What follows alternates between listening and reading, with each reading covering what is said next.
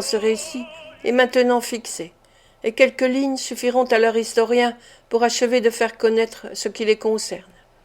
Moins de 3 mois après, Rose Fleming et Henry Miley furent mariés à l'église du village, théâtre futur du zèle pieux du jeune pasteur.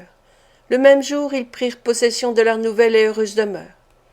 Madame Miley vint se fixer près de son fils et de sa belle-fille pour jouir paisiblement, pendant ces dernières années, de la plus grande félicité qui soit réservée à la vieillesse et à la vertu, celle de contempler le bonheur de ceux auxquels, pendant une vie bien remplie, on a voué l'affection la plus vive et auxquels on a prodigué sans relâche les plus tendres soins. Il paraît, d'après les renseignements les plus exacts, qu'en partageant également entre Olivier et Monks les débris de la fortune dont ce dernier s'était emparé et qui n'avait jamais prospéré dans ses mains ni dans celles de sa mère, il devait leur revenir à chacun 3000 livres sterling. En vertu des dispositions du testament de son père, Olivier aurait eu le droit de... D'autres fois c'est lui qui s'évanouit, mais le résultat est le même. Monsieur et madame Bumble, après leur destitution, tombèrent peu à peu dans la dernière misère et finirent par se faire admettre comme pauvres dans ce même dépôt de mendicité où ils avaient jadis régné en maison, plantes, pêche et fait de la menuiserie avec grande ardeur, mais toujours d'une manière originale et qui n'appartient qu'à lui. Et il soutient toujours, à la vieillesse et à la vertu, celle de contempler le bonheur de ceux auxquels, pendant une vie bien remplie, on a voué l'affection la plus vive et auxquels on a prodigué sans relâche les plus tendres soins. Il paraît, d'après les renseignements les plus exacts, qu'en partageant également entre Olivier et Monks les débris de la fortune dont ce dernier s'était emparé et qui n'avait jamais prospéré dans ses mains ni dans celles de sa mère, il devait leur revenir à chacun 3000 livres sterling. En vertu des dispositions du testament, et Henry Miley furent mariés à l'église du village, théâtre futur du zèle pieux du jeune pasteur. Le même jour, ils prirent possession de leur nouvelle et heureuse demeure. Madame Miley vint se fixer près de son fils et de sa belle-fille pour jouir paisiblement, pendant ces dernières années, de la plus grande félicité qui soit réservée à la vieillesse et à la vertu, celle de contempler le bonheur de ceux auxquels, pendant une vie bien remplie, on a voué l'affection la plus vive et auxquels on a prodigué sans relâche les plus tendres soins. Il paraît, d'après les renseignements les plus exacts, qu'en partageant également entre Olivier et Monks les débris de la fortune dont ce dernier s'était emparé et qui n'avait jamais prospéré dans ses mains ni dans celles de sa mère, il devait leur revenir à chacun 3000 livres sterling. En vertu des dispositions du testament de son père, Olivier aurait eu le droit de garder le tout, mais M. Brownlow, pour ne pas enlever au fils aîné la seule chance qu'il lui restât de s'arracher à sa vie de désordre et de vivre honnêtement, proposa le partage égal de la fortune, et son jeune pupille y consentit avec joie. Monks garda son nom d'emprunt, partit pour l'Amérique, où il dissipa bientôt ses ressources, retomba dans ses anciens déportements, et après avoir subi une longue détention pour quelques nouvelles escroqueries, fut repris d'un accès de sa maladie d'autrefois, et mourut en prison. Les principaux membres de la bande de Fagin moururent aussi misérablement, loin de leur patrie. M. Brownlow adopta Olivier pour son fils et vint s'établir avec lui et sa vieille ménagère à moins d'1 mille du presbytère où demeuraient ses bons amis. Il combla ainsi le seul vœu que put former encore le cœur dévoué et reconnaissant d'Olivier, et ils formèrent une petite société étroitement unie et aussi heureuse qu'il est possible de l'être ici-bas. Peu après le mariage du jeune couple, le bon docteur retourna à Chertsey, où, loin de ses vieux amis, il serait devenu chagrin et maussade si son tempérament et son humeur n'avaient pas résisté à cette épreuve. Pendant 2 ou 3 mois, il se contenta de donner à entendre qu'il craignait fort que l'air de Chertsey ne convînt pas à sa santé.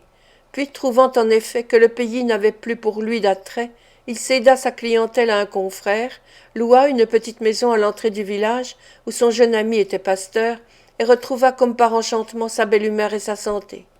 Il se mit à jardiner, à planter, à pêcher, à faire de la menuiserie avec cette impétuosité qui faisait le fond de son caractère, et dans chacun de ces exercices, il se fit une telle réputation à 10 lieues à la ronde qu'on venait le consulter comme une autorité incontestable.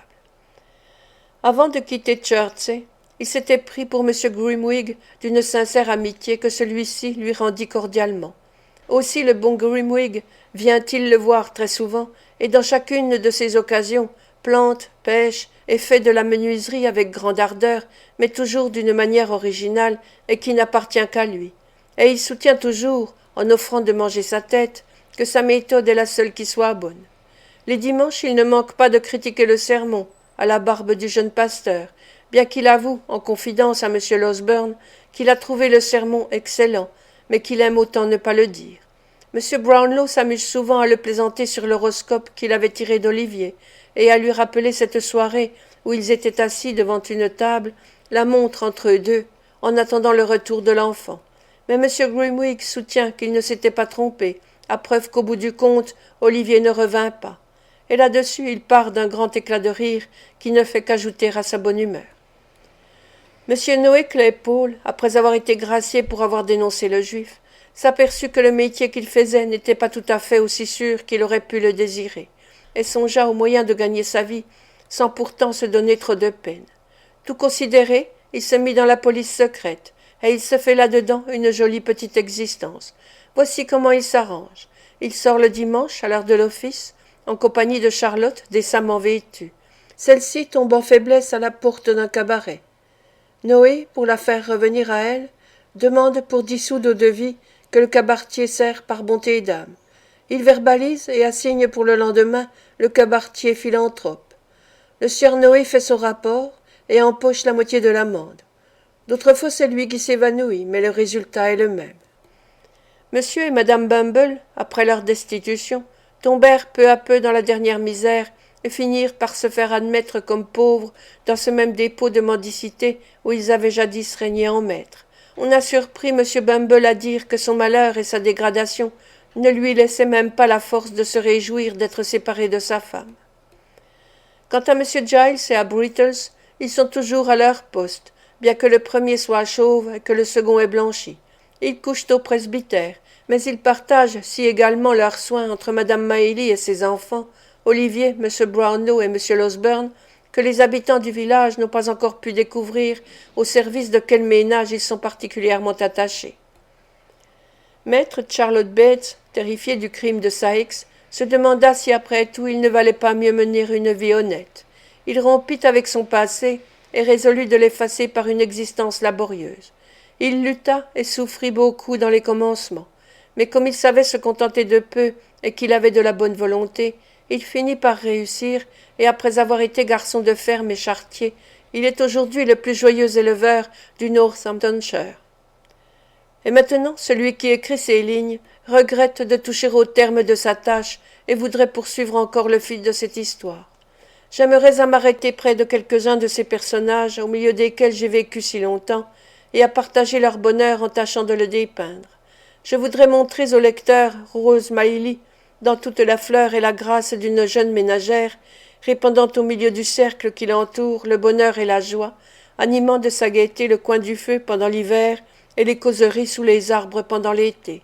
Je voudrais la suivre au milieu des champs et entendre sa douce voix pendant les promenades du soir au clair de la lune. Je voudrais la suivre, bonne et charitable au dehors et s'acquittant chez elle, douce et souriante, de ses devoirs domestiques. Je voudrais retracer l'affection qu'elle portait à l'enfant de sa pauvre sœur, affection qu'Olivier lui rendait si bien pendant les longues heures qu'ils passaient ensemble à s'entretenir des amis qu'ils avaient si tristement perdus. Je voudrais une fois encore rappeler sous mes yeux ces bonnes et joyeuses petites figures d'enfants groupées autour de ses genoux et écouter leur joyeux babil. Je voudrais évoquer les éclats de leur rire franc et pur, avec la larme de bonheur et d'émotion qui brille dans les yeux bleus de leur mère. Oh oui, toutes ces scènes délicieuses, tous ces regards, tous ces sourires, toutes ces pensées et ces paroles innocentes, je voudrais les repasser encore sous ma plume, l'une après l'autre. M. Brownlow s'attacha de plus en plus à son fils adoptif, en voyant tout ce que promettait sa bonne et généreuse nature. Il retrouvait en lui les traits de l'ami de sa jeunesse, et cette ressemblance ravivait dans son cœur de vieux souvenirs, doux et tristes à la fois. Les deux orphelins, qui avaient connu l'adversité, gardèrent des